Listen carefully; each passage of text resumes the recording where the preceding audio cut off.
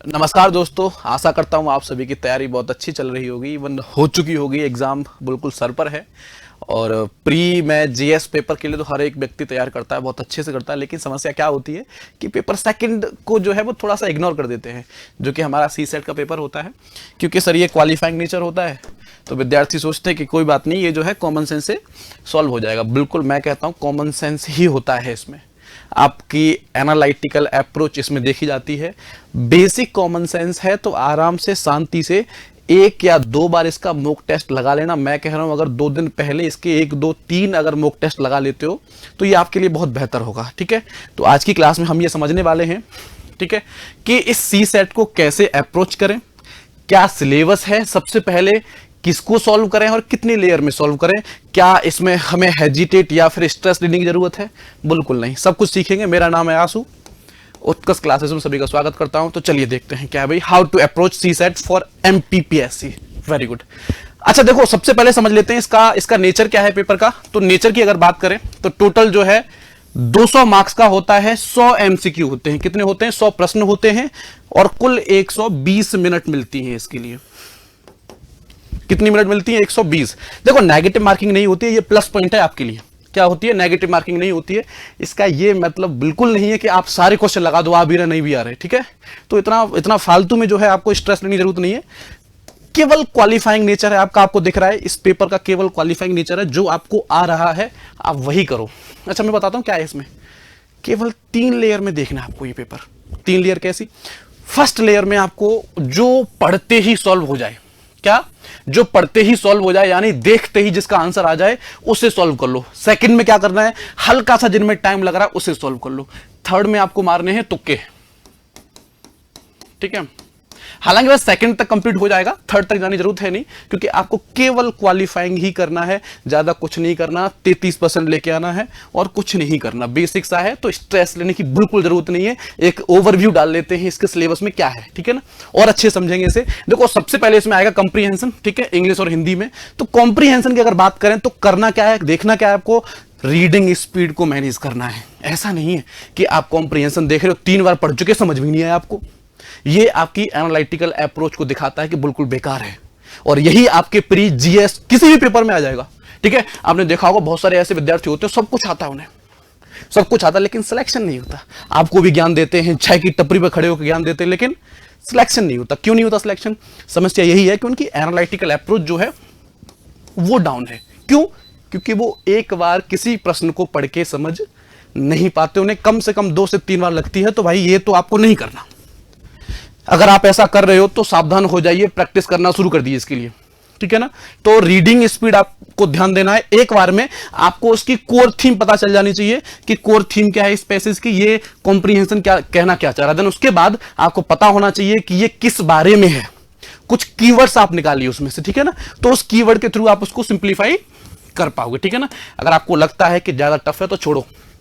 ठीक है, सबसे पहले सबसे सिंपल, और मैं तो कह रहा हूं रीजनिंग मेरे हिसाब से सबसे सिंपल होती है। ठीक है, मेरे नहीं, आप सभी के हिसाब से भी, क्योंकि कॉमन सेंस बेस्ड होती है रीजनिंग।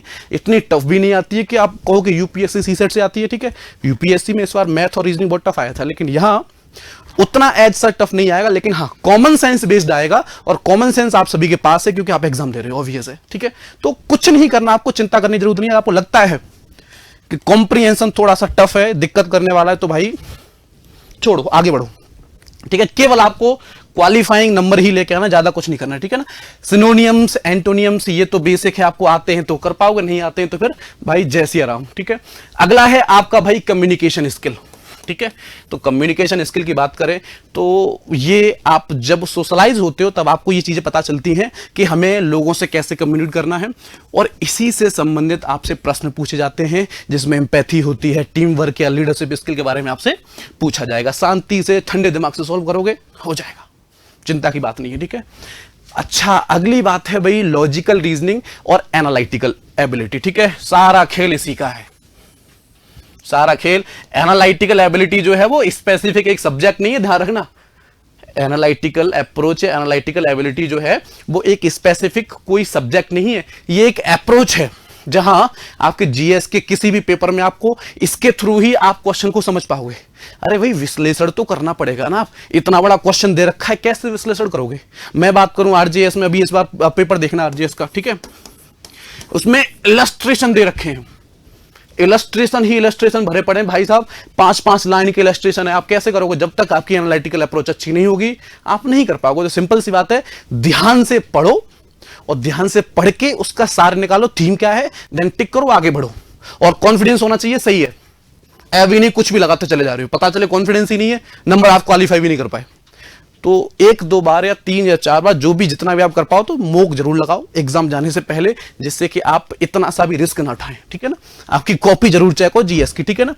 इसमें जो मेन टॉपिक्स हैं वो क्या क्या हैं? सिलॉक्स है, जिसमें वो वाले क्वेश्चन पूछते हैं कुछ कुत्ते बिल्ली हैं, सम डॉग्स आर कैट्स, ठीक है ना। ये क्वेश्चन थोड़े क्या एनालिटिकल एबिलिटी पर ही डिपेंड करते हैं ये सारे। अगर कॉमन सेंस अच्छे से लगा लोगे, सोच पाओगे क्या पॉसिबिलिटी है, तो आप ये सॉल्व कर पाओगे, ठीक है। तो एक बार इसका ओवरव्यू देख लेना। कोडिंग डिकोडिंग सबसे फेमस क्वेश्चंस आते हैं इसके, ब्लड रिलेशन, मम्मी चाची ताई सब देख लेना। डायरेक्शन सेंस बेसिक से हैं, सिंपल से हैं, ठीक है।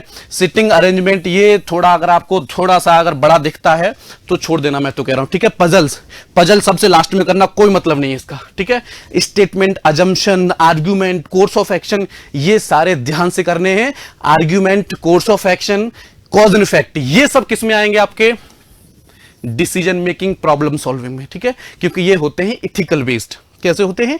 Ethics based. आपको पता चलेगा कि एथिक्स क्या है, ठीक है ना। और वो तो आपने पढ़ी होगी कि आप जैसे फॉर एग्जांपल आप बात करो, 2 कंडीशन देता हूं मैं आपको, ठीक है। मान लो कोई एक व्यक्ति है ए, कोई एक व्यक्ति है ए और एक व्यक्ति है बी, ठीक है ना। अब ये ए व्यक्ति आराम से घूमता हुआ आया और ये बी किसी एक तालाब के आसपास बैठा है, बी किसी एक तालाब के आसपास बैठा है और ये सिक्योरिटी गार्ड है। कौन है? सिक्योरिटी गार्ड है। अब ये ए बी के पास आया और बी से कहता है कि सर प्लीज मुझे इस भैंसों के तालाब में नहाने दो। ये किसका तालाब है? ये तालाब है भाई साहब भैंसों का, ठीक है ना। तो ए आया इनके पास, ये ड्यूटी कर रहे हैं इस तालाब की, इनसे कहा कि मुझे इस भैंसों के तालाब में नहाने दो। और भाई साहब ये आया और इन्होंने इसको जो है परमिशन दे दी, आके इसमें नहाने लगा और आते ही कुछ देर बाद ये इसमें डूब गया और बी ने इसको नहीं बचाया, ठीक है ना। पहली कंडीशन ये है। सेकंड कंडीशन है कि बी जो है अपना कोई गार्ड नहीं है, ए भी अलग है। तीसरा, ये हमारा एक पॉन्ड यानी एक तालाब है और ए आया तालाब में कूद गया, नहा रहा है, नहाते नहाते भाई साहब डूब रहा है और बी से कह रहा है प्लीज मुझे बचाइए। बी यहां कोई गार्ड वार्ड नहीं, बी का कोई मतलब नहीं, आराम से आंखों का काजल लगाया, कान में गाना सुनता हुआ मजे से जा रहा है। अब यहां बात ये आती है कि क्या बी को बचाना चाहिए था? ए को सर बचाना चाहिए था। क्यों लायबल क्यों है? कौन सी लायबिलिटी है जो बी को बचाना चाहिए? अब यहां क्या है? यहां कौन सी लायबिलिटी है भाई? यहां तो बी इस तालाब का गार्ड था ना। हाँ जी, तो यहां 2 कंडीशंस निकल के आई हैं। पहली, अगर यहां बी तालाब का कोई गार्ड नहीं है तब बी को नैतिक रूप से ए को बचाना चाहिए। मतलब यहां उसकी इथिकल ड्यूटी बनती है, नैतिक कर्तव्य बनता है कि बी ए को बचाना चाहिए। लेकिन यहां बी पहले से ही कॉन्स्टिट्यूशनली बाउंडेड है, वो ड्यूटी है उसकी कि वो किसी भी व्यक्ति को तालाब में ना जाने दे, लेकिन ए को उसने जाने दिया और इस वजह से ए की मृत्यु हो गई।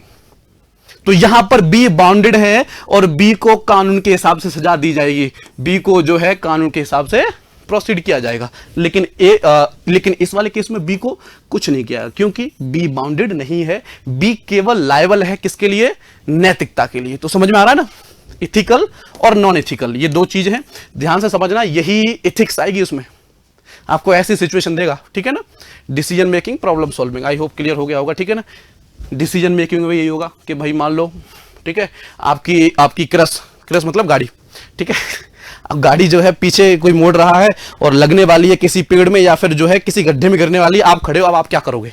अब यहां आपकी डिसीजन मेकिंग या फिर आपकी कोर्स ऑफ एक्शन पूछेगा। कोर्स ऑफ एक्शन में पूछ लेगा वो आपसे कि मान लो ये जो भंवरकुआ है ना, भंवरकुआ के आसपास के सारे एमएसएमई, सारे छोटे धंधे बंद हो गए और आप यहां के जो है वो एडमिनिस्ट्रेटिव हेड हैं, क्या करना चाहिए आपको? आपके दिमाग में कुछ नहीं आएगा, उसमें ऑप्शन दे देगा कि आप बोलोगे कि एक काम करो, सब मोमोज के ठेले लगाओ, ऐसा नहीं होता। आप क्या करोगे, आप बोल दोगे कि वहां की बैंक से आप ये रिक्वेस्ट करोगे कि जितने ये स्मॉल वेंडर्स हैं इनको कम ब्याज पर जो है, कम ब्याज दर पर लोन प्रोवाइड कराए, या फिर उनसे कहे कि आप जो है अपना धंधा अल्टरनेट या कोई दूसरा चेक कर लो। क्लियर होगा? क्लियर है? समझ में आया? बेसिक है, स्ट्रेस लेने की जरूरत नहीं है, आराम से मजे से पेपर दो, ठीक है ना। तो ये सारी चीज पूछेगा वो। अगला है भाई न्यूमरेसी, मतलब मैथ, और वो भी कहां तक, क्लास 10th। क्लास 10th का मैथ भाई ये तो आना ही आना चाहिए, बेसिक मैथ तो आना चाहिए। अब भाई सरकार इतना तो भरोसा आपके ऊपर करे कि आपको कोई एक जो है तहसील सौंप रहा है, ठीक है ना, कोई तहसील या कोई एक एरिया का आपको हेड बनाया जा रहा है, तो आपको percentage, profit and loss ratio, average, इतना बेसिक तो आना चाहिए। अगर नहीं आ रहा है तो टेंशन की बात है, प्रैक्टिस कर दो अभी शुरू, ठीक है। बेसिक चीज है, और नहीं आ रहा है तो इसका एक बार मॉक या प्रैक्टिस लगाना शुरू कर दो, ठीक है। ध्यान रखना, मैथ में जो क्वेश्चन टफ होगा सबसे लास्ट में करना, उसे सिंपल क्वेश्चन पहले लेयर में खत्म कर देना, ठीक है ना। अगला हिंदी लैंग्वेज कॉम्प्रिहेंशन से, ठीक है, इसमें कुछ नहीं पूछेगा, संधि, समास, अलंकार, वाक्य शुद्धता, ठीक है। तो ये अगर आपने हिंदी पढ़ी है, बेसिक है, ये भी 5 से 7 दिन में कंप्लीट हो जाता है, ठीक है ना। सिनोनिम, एंटोनियम, ये भी आपके ऊपर डिपेंड करेगा। पैसेज बेस्ड क्वेश्चंस हिंदी, ठीक है। तो ये सिंपल सा है, ये आप जब प्रैक्टिस करोगे, मूक लगाया होगा आपने, तो ये आपको पता चल जाएगा, ठीक है। और सिंपल है, आप इसका आप इंक्लूड कर सकते हो अपने इसमें नंबर, ठीक है ना। अब कह रहा है कि भाई स्ट्रेटेजी क्या होनी चाहिए, तो सिंपल सी बात है, स्ट्रेटेजी आप वही रखिए। सबसे पहली लेयर में आपको क्या करना है, कहां पहुंच गए भाई साहब, सबसे पहली लेयर में आपको वो वाले क्वेश्चन करने हैं जिन क्वेश्चन को आप देखते ही सॉल्व करवा पा रहे हैं, ठीक है ना। जैसे आपने देखा कोई सिंपल सा क्वेश्चन है, आपने मान लो कोडिंग, डिकोडिंग, रीजनिंग देखा, ठीक है, तो मेरी सलाह तो ये है कि सबसे पहले प्राथमिकता दो आप रीजनिंग को, लॉजिकल रीजनिंग को, ठीक है ना, एलआर को। देन उसके बाद आप जो जाओगे वो कम्युनिकेशन में जाओगे, ठीक है ना, ठीक है। उसके बाद कॉम्प्रिहेंशन में जाओगे, ठीक है ना, उसके बाद कॉम्प्रिहेंशन में जाओगे, और यहां तक आपका कोटा पूरा हो जाएगा। ये ध्यान रखें कि उतने ही क्वेश्चन ना लगाएं, ऐसा ना हो कि आप इतने में पास हो जाएंगे, बस इतने ही रन दो ना, रिस्क नहीं लेने का। कम से कम आपको 60 to 70% क्वेश्चंस को सही मार्क करना है विद कॉन्फिडेंस। अगर गलती होती भी है तब भी आपको जो है सी सेट से बाहर ना निकाला जाए। कभी कभी क्या होता है, बच्चे बड़े ओवर कॉन्फिडेंट हो जाते हैं, अरे सी सेट, अरे ये नहीं, ध्यान रखो, सी सेट में आपका कॉमन सेंस जज किया जाता है कि आपकी डिसीजन मेकिंग क्षमता कैसी है, बस, और वो ऑब्वियस होगी। तो चिंता करने की बात नहीं, अगर आप टेंशन लोगे, अगर आप स्ट्रेस में जाओगे एग्जाम देने, तो भाई कुछ नहीं होगा, फिर खत्म हो जाएगा मामला, ठीक है ना। अच्छा, आपको मिस्टेक क्या करनी है, सबसे पहली मिस्टेक तो यही करते हैं आप कि सी सेट को जो है वो हल्के में लेना बंद करो। सी सेट को जो है वो हल्के में लेना बंद करो, सी सेट को थोड़ा सीरियस लो, जिससे कि आपका जीएस पेपर फर्स्ट चेक हो पाए, ठीक है ना, और वो हो जाएगा, चिंता करने की बात नहीं है, ठीक है। मोक लगा लेना जाने से पहले, ठीक है। प्रैक्टिसिंग अंडर टाइम कंडीशन, ठीक है, टाइम के अंदर प्रैक्टिस करो अच्छे से, ठीक है। शॉर्टकट नहीं देखना, कॉन्सेप्चुअल चीज देखनी है, ठीक है, वो तो हर जगह देखनी होती है, ऑब्वियस है। आप जीएस में भी डॉट कनेक्शन देखते होगे, एक रट्टा नहीं मारा होगा, ऑब्वियस है, ठीक है, क्योंकि लिखना भी है आपको मेंस में, है ना। तो यही सारी चीजें हैं, आपको जो है प्रीवियस ईयर क्वेश्चन स्किप नहीं करने, तो इसका खास ध्यान रखना है, ठीक है।